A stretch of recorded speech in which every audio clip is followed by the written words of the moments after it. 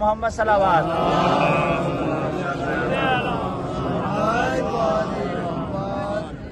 بسم اللہ الرحمن الرحیم۔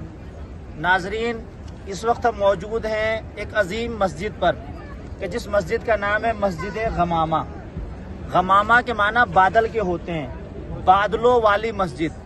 یہ بادلوں والی مسجد کیوں کہلائی؟ اس کے سبب یہ ہے کہ نبی کا دور تھا اور بہت زیادہ قحط پڑا ہوا تھا، بارش نہیں ہو رہی ہے، مسلسل قحط پڑا ہوا ہے۔ آج کا دور نہیں ہے کہ صاحب بارش نہیں ہوئی تو نہیں ہوئی، ٹیوب ویل چلا لیا، سمرسیبل چلا لیا۔ وہ دور ایسا تھا، بارش ہوتی تھی، پانی جمع ہوتا تھا تو اسے انسان بھی سیراب ہوتے تھے، جانور بھی سیراب ہوتے تھے۔ اب جب بہت زیادہ قحط پڑا ہوا تھا، تمام اہل مدینہ، اچھا پہلے میں تھوڑا مدینے کے بارے میں آپ کو بتاؤں کہ جیسا مدینہ آپ آج دیکھ رہے ہیں ویسا مدینہ پہلے نہیں تھا۔ اتنا وسیع و عریض پھیلا ہوا مدینہ، بڑی بڑی عمارتیں، تو اتنا بہت بڑا یہ شہر نہیں تھا۔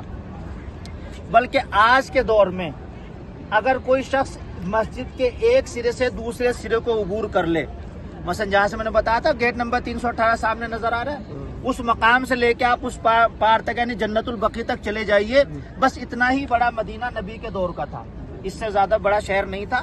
آج جتنے میں پوری مسجد نبوی، اتنا ہی بڑا نبی کے زمانے میں مدینہ شہر تھا۔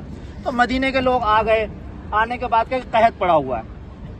اچھا اس سے پہلے یہ بتا دوں میں کہ پہلے یہاں پہ رسول خدا نے عید کی نماز بھی پڑھائی ہے، نماز جماعت بھی کرایا کرتے تھے، لیکن جب یہ مسجد چھوٹی پڑنے لگی پھر اس کے بعد جو مسجد نبی میں سلسلہ ہوا ہے وہاں پہ نماز جماعت کا سلسلہ شروع ہوا۔ تو غمامہ کیوں کہلائی کہ لوگ نبی کے پاس آئے، آنے کے بعد کہنے لگے یا رسول اللہ قحط پڑا ہوا ہے، آپ دعا فرما دیجئے۔ تو جیسا دستور ہے نبی نے سب سے کہا 3 دن روزے رکھے جائیں، 3 دن تک روزے رکھے گئے۔ 3 دن روزہ رکھنے کے بعد نبی سب کو یہاں پہ لے گئے اور پھر آپ نے نماز استسقاء پڑھی، اور نماز استسقاء پڑھنے کے بعد آپ نے ہاتھوں کو اٹھایا۔ آپ کے ہاتھوں کا اٹھانا تھا کہ فوراً رحمت خدا جوش میں آ گئی اور بادل امڑ کے آ گئے۔ اب چونکہ بادل ایک دم سے جمع ہو گئے تو سب نے کہا یہ بھائی کس جگہ یہ واقعہ پیش آیا؟ سب نے کہا مسجد غمامہ، تو مشہور ہو گئی مسجد غمامہ بادلوں والی مسجد کے نام سے۔ اور پھر یہ بھی دیکھیں، اب چونکہ نبی رحمت ہیں، بارش بتاتے ہیں، تاریخ بتاتی 1 ہفتے سے زیادہ مسلسل بارش ہوتی رہی۔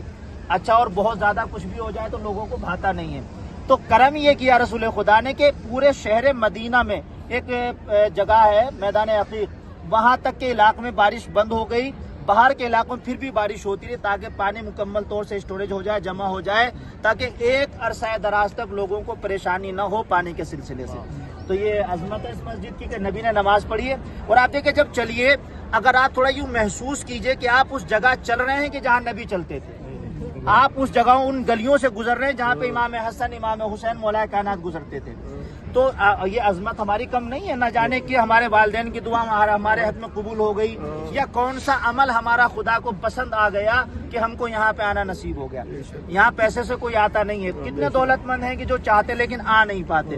بہت سے افراد میں جو خود جانتا ہوں ان کے اسباب نہیں ہیں، کیسے انہوں نے انتظام کیا، ایک بار بھی اہتمام ہوا، بلاوا ہوا، وہ چلے آئے۔ تو جب ان کی طلب ہوتی ہے، انسان کی طلب بڑھتی ہے تو یہ طلب کر لیا کرتے ہیں۔ تو آپ ان گلیوں سے گزرنے جن میں نبیوں کا گزر ہوا، مولا علی کا گزر ہوا، امام حسن، امام حسین کا گزر ہوا، یہ سامنے سے آپ داخلہ مسجد کا مردوں کے لیے ہے، اور آپ جو داہنی طرف سے جائیں گے وہاں عورتوں کا داخلہ، عورتیں وہاں سے جائیں 2 رکعت نماز پڑھیں، مرد یہاں سے جائیں 2 رکعت نماز پڑھیں، اس کے بعد یہیں پلٹیں گے انشاءاللہ، بڑھیں گے اگلی منزل کی طرف۔ السلام علیکم۔